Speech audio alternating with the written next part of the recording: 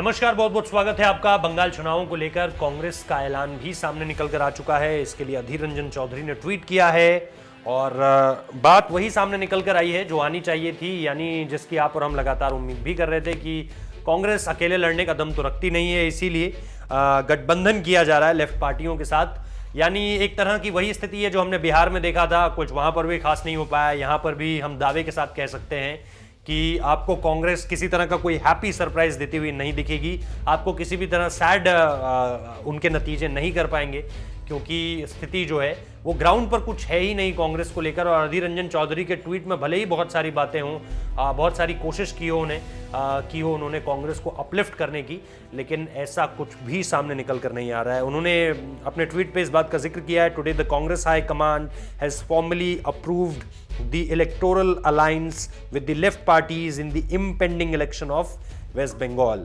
मतलब कि कांग्रेस हाईकमान ने यह फैसला लिया है कि हम फॉर्मली यानी आधिकारिक तौर पर इस बात की सहमति देते हैं दैट जो इलेक्टोरल अलायंस है, मतलब जो हमारा गठबंधन है चुनाव को लेकर के, वो लेफ्ट पार्टीज के साथ होगा आने वाले पश्चिम बंगाल के चुनावों के लिए। पश्चिम बंगाल में विधानसभा की कुल मैं आपको बताऊं 294 सीटें हैं और ममता बनर्जी की तृणमूल कांग्रेस के पास 222 सीटें हैं। वहीं बीजेपी ने पिछले लोकसभा चुनाव में ठीक ठाक प्रदर्शन करते हुए 18 सीटों पर कब्जा जमाया था। 18 सीटों पर ठीक ठाक कब्जा अच्छा प्रदर्शन इसलिए है क्योंकि उससे पहले बीजेपी वहां पर एक तरह से स्वीप की स्थिति में ही रहती थी, मतलब उनका खुद का हो जाता था।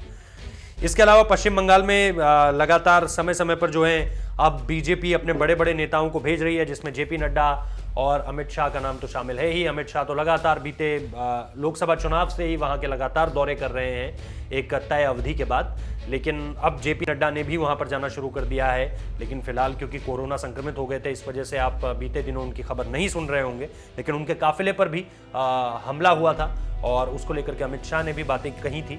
लेकिन इन सारी बातों के बीच सिर्फ टीएमसी और बीजेपी की ही फाइट दिखेगी, इसके अलावा कांग्रेस कहीं भी मैदान पर आपको उठती हुई नजर नहीं आएगी, ऐसा फिलहाल हर कोई बता रहा है। बहुत बहुत शुक्रिया इस वीडियो को देखने के लिए।